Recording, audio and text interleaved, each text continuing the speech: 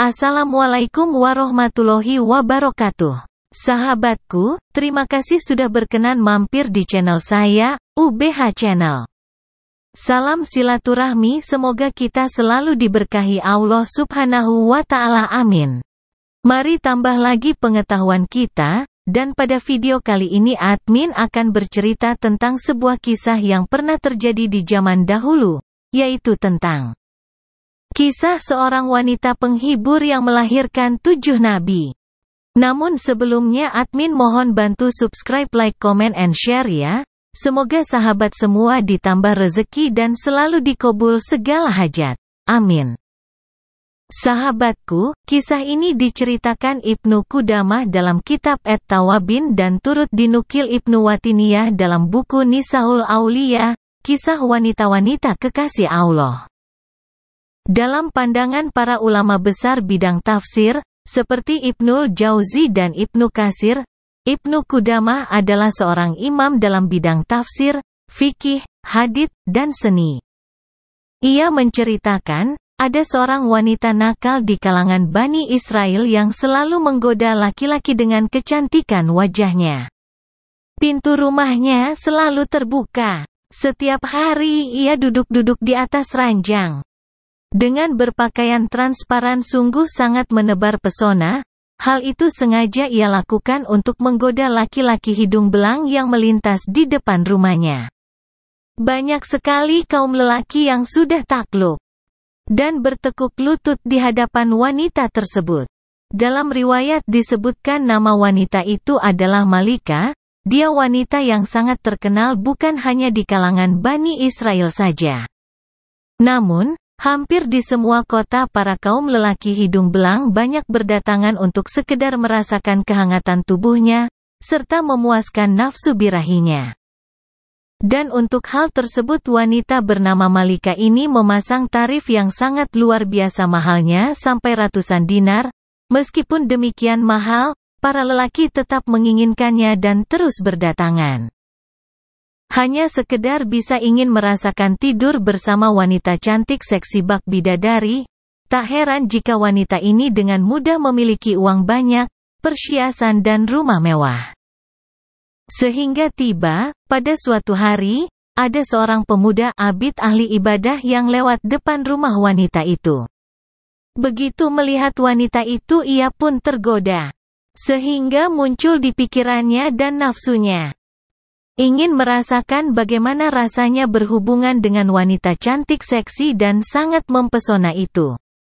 Ia pun langsung masuk ke rumah wanita cantik itu setelah mendapat izin dari pemiliknya. Sebenarnya si fulan ahli ibadah itu sempat bertahan untuk tidak mengikuti hawa nafsunya. Sebagai seorang abid, ia berdoa supaya Allah menghilangkan hawa nafsunya. Namun tetap saja ia tidak mampu. Saat si Fulan dan Malika sudah berduaan di dalam kamar, Malika memulai percakapan tentang dari mana asal-usul si Fulan, dan juga syarat bagi siapapun lelaki yang ingin tidur dengannya harus membayar mahar. Reaksi Malika yang selalu tebar pesona membuat si Fulan tak bisa berpikir panjang. Ia menyanggupi mahar yang disepakati, meskipun harus menjual beberapa harta simpanannya. Wanita itu pun sangat senang. Singkat cerita, tibalah waktunya mereka akan tidur bersama untuk saling memuaskan hawa nafsu masing-masing. Namun Allah berkehendak lain. Tiba-tiba keimanan si Fulan kembali, Fulan pun terperanjat. Ia beristighfar dan meneteskan air mata dan menangis memohon ampunan kepada Allah.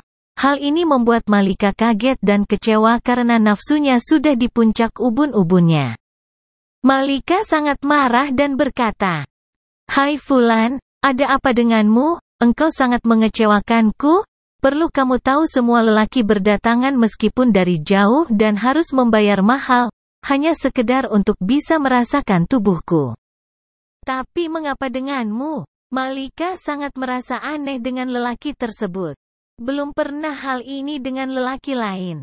Sambil meneteskan air mata, si Fulan berkata, "Maafkan aku hilap. Sungguh aku tak ingin hal ini terjadi, aku sangat takut kepada Allah Tuhanku dan Tuhanmu juga. Sekali lagi maafkan aku. Izin aku pergi dari sini." Fulan pun langsung bergegas pergi kembali ke rumahnya. Dan meninggalkan Malika merenung sendirian di kamarnya. Semalaman wanita penggoda itu tidak dapat memejamkan matanya, di pikirannya selalu ingat hal yang telah terjadi antara dia dan si Fulan itu. Tak sadar ia juga meneteskan air matanya, ia terharu dengan si Fulan dan mulai kagumi si Fulan ahli ibadah itu. Hingga membuat ia terus menangis semalaman. Tak sadar ia berucap astagfirullahalazim. Malika berkata dalam hatinya, ini adalah dosa yang pertama kali yang dilakukannya, dan ia sangat merasa takut. Sedangkan aku telah melakukan dosa ini selama bertahun. Tuhannya dan Tuhanku adalah sama. Namun dia sangat taat, ya Allah ampunilah semua dosaku. Malika ingin segera waktu pagi itu datang, ia ingin menemui lelaki ahli ibadah itu, ia jatuh cinta dan ingin menjadikannya sebagai suaminya. Saat pagi itu tiba dan cuaca sangat cerah. Malika dengan membawa buah tangan yang sangat banyak, mulai dari uang dan perhiasan juga makanan yang enak-enak ditemani para pembantunya pergi. Meninggalkan rumah mewahnya menuju rumah si Fulan. Setelah perjalanan yang cukup melelahkan dan beberapa kali bertanya kepada orang-orang, akhirnya rumah Fulan pun ditemukan. Setelah di depan pintu rumah si Fulan, Malika mengucapkan salam, Fulan pun keluar dan menemuinya. Fulan bertanya, karena saat itu Malika memakai cadar menutupi wajah cantiknya, "Siapakah kamu?" kata Fulan. Malika menjawab, "Tidakkah engkau mengenaliku?" Sambil membuka cadarnya. Tiba-tiba Fulan terdiam, tubuhnya bergetar dan ia terjatuh. Ternyata saat itu juga si Fulan ahli ibadah itu meninggal dunia. Masya Allah, Malika pun menangis sejadi-jadinya. Baru saja dia menemukan lelaki idamannya, namun Allah berkehendak lain. Ya Allah, aku mencintai dan menyayanginya, namun engkau lebih menyayanginya. Malika dan penduduk sekitar mengurus dan membiayai pemakaman si Fulan. Malika belum bisa menerima kepergian si Fulan, akhirnya di tengah kebimbangan, Malika bertanya kepada beberapa orang di sekitarnya. "Hai, apakah Fulan mempunyai saudara?" Mereka menjawab, "Oh ada. Tapi dia sebatang kara hidupnya melarat, namun ia juga terkenal ahli ibadah."